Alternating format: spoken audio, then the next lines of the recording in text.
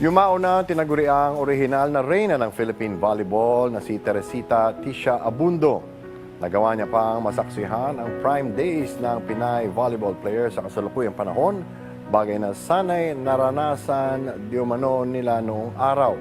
Narito ang pahayag ng isa sa kanyang mga malapit na kaibigan sa ulat ni Kea Asuncion.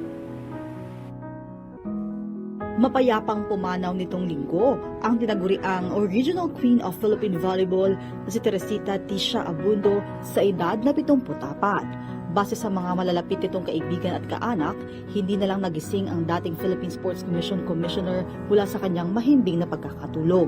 Malaki ang naging ambag ni Abundo sa mundo ng Philippine sports at naparangalan rin ni Pangulong Ferdinand Marcos Sr. ng Presidential Award bilang Most Outstanding Female Volleyball Player noong 1969. Naging miyembro rin si Abundo ng dalawang magkasunod na edisyon ng Asian Games noong 1966 at 1970. Nakasali rin si Abundo sa Universidad sa Japan at Asian Zonal Volleyball Championships dito sa Manila noong 1967. Ayon sa isa sa mga pinakamalalapit niyang kaibigan na si retired basketball player Emerito Legaspi, si Abundo na ang masasabi niyang pinakamagaling na volleyball player noong araw. Si Tisha matangkad eh. Saka magaling. Hindi ako mahilig sa volleyball eh. Pero nababalitaan kong pangalan niya. Well known siya sa UE pagdating sa volleyball.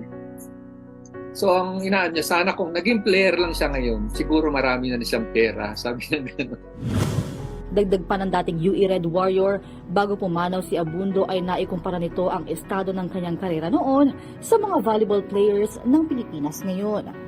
Hinaing lang ni Tisha, sayang sabi niya gano'n kasi hindi ako naging player ngayon, sabi niya. Kasi ang lalaki pala ng bayad ng player ngayon, sabi niya gano'n. Sa kasumikat ng volleyball.